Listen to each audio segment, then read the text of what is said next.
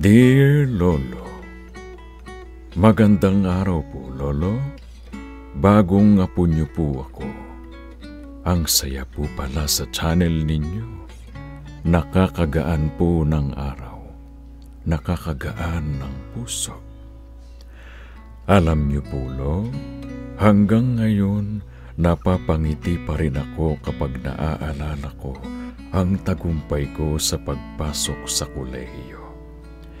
Kapag sumasagi sa isip ko ang mga hirap na naranasan ko, lagi ko pong nasasabi na, sa wakas, naitawid ko. Tawagin niyo na lang po akong Ren. Galing po ako sa mahirap na pamilya. Tulad ng sabi nila, isang kahig, isang tuka. Hindi po kami makakakain kapag hindi nangalakal si Mama. Single parent lang po siya at sa squatters area po kami nakatira.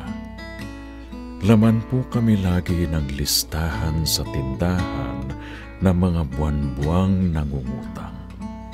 Dumadating po kami sa punto noon na pati isang pirasong kornik inuutang pa po namin, may maulam lang kami. Nilalagyan po namin yun ng suka at pinagsasaluhan po naming tatlo ng kapatid ko. Sobrang hirap po, Lo. Hindi ko po maisip noon kung paano po kami makakawala sa ganong sitwasyon.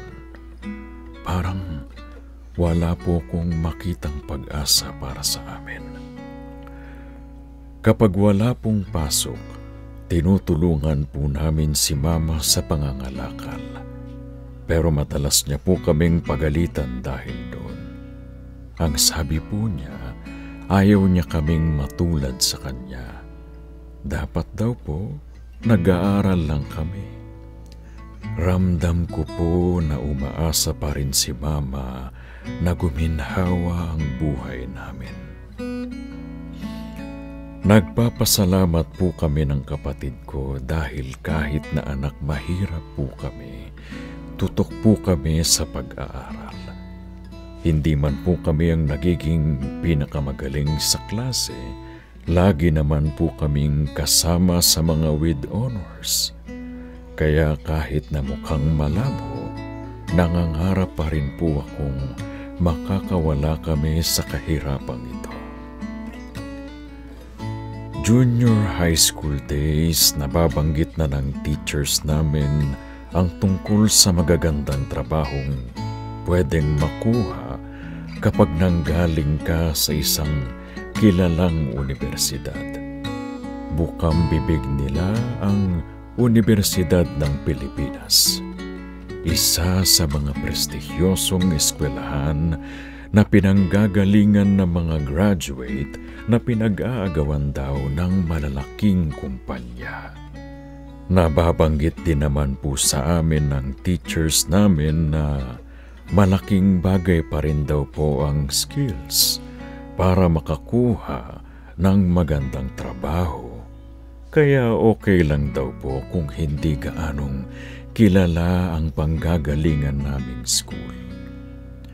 Pero hindi po natanggal sa isip ko ang UP. Lalo nung nalaman ko pong libre ang pag-aaral doon.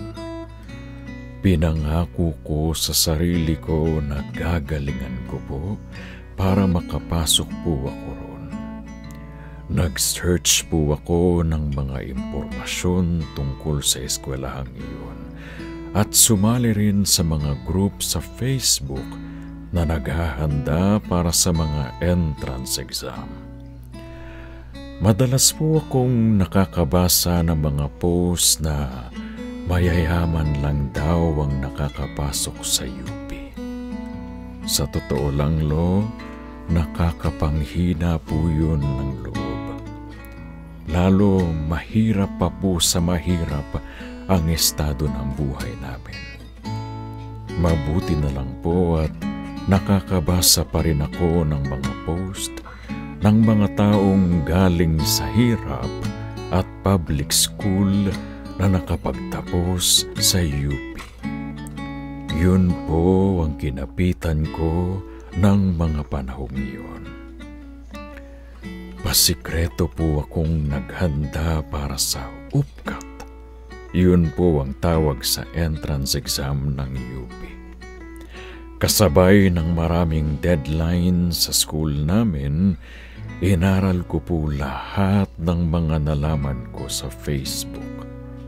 Hindi ko po binabanggit kahit kanino ang ginagawa ko. Kahit po kay Mama. Ayoko po silang paasahin ng sobra sakali pong hindi ako pala rin. Isang araw bago ang exam, kinulang po ako ng budget.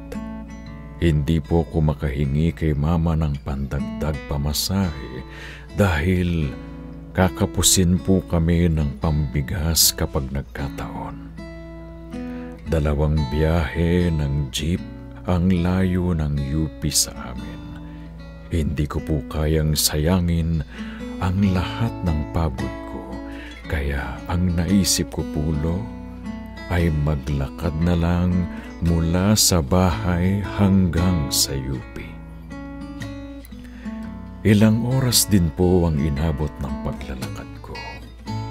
Nakarating naman po ako ng maaga sa main road, papasok ng UP dahil maaga rin akong umalis sa bahay. Pero tuyong-tuyo na po ako noon. Gutom na gutom. Pakiramdam ko po, wala akong maisasagot sa exam dahil doon. Hinang-hina na po ako. Pumasok po ako sa isang convenience store sa kanto at sa sobrang desperasyon ko, pasikreto ko pong kinuha ang mga plastik ng mga chicharyang naiwan sa mga mesa roon. Awang-awa po ako sa sarili ko noon, Naluha po ako pero tinibayan ko po ang loob ko. Tumuloy po ako sa exam at aaminin ko po, nahirapan ako. Hindi ko po alam kung may papasa ko yun. Natapos ko naman po yun, at katulad nung umaga, dumaan po uli ako sa convenience store para manguha ng mga tirang pagkain bago po ako maglakad uli pa uwi. Naging madrama man po ang mga naranasan ko. Sulit naman po yun lahat, Lumipas po kasi ang ilang buwan, nakatanggap po ako ng magandang balita mula sa UP. Tama po ang iniisip ninyo, nakapasa po ako. Hindi ko po napigilan ang tuwa ko, kaya tinakbo at hinagilap ko po si Mama sa labas. Nagpapatimbang pa po si Mama sa junk shop noon. Para po akong bata noon na habang papalapit kay Mama, unti-unting nanginig ang mga labi ko hanggang sa magsimula na akong humigpi. Sinabi ko po kay Mama na nakapasa ako at sinabi ko pong libre ang pag-aaral doon. Napangiti si Mama at tumuloy sa pagpapatimbang ng mga kalakal habang pinupunasan ang mukha niya gamit ang butas-butas niyang damit. Ramdam ko po ang saya ni Mama. Ang gaan po sa loob. Pakiramdam ko po, yun na ang simula ng pag-angat namin. Sa ngayon po, patapos na ako sa first year. Marami din pong nangyari. Tulad ng natanggap po ako bilang service crew sa isang fast food malapit sa school nung unang week ko po roon. Doon po ako kumukuha ng pamasahe ko, panggastos sa school at pandagdag sa gastusin sa bahay. Patapos na po sa grade 10 ang kapatid ko. At si mama naman, nangangalakal pa rin po. Malayo pa po, Lo, pero parang ang lapit na rin. Kapag nakikita ko kung paano lumaban at magsumikap sa buhay ang pamilya ko, parang mas nagiging malinaw po kung gaano kaganda ang buhay na naghihintay para sa amin. Napasulat po ako sa inyo, Lo, kasi panahon na naman po ng pagtitake ng mga estudyante ng entrance exams. Hindi pa po ako ganun katagal sa kolehiyo, pero sana na-inspire ko po ang ibang kabataan sa kwento kong ito. Mahirap, nakakapanghina ng loob kung minsan, nakakapagod kahit hindi pa nagsisimula. Pero hanggat buo ang loob, hindi tayo matataob. Love, Apo.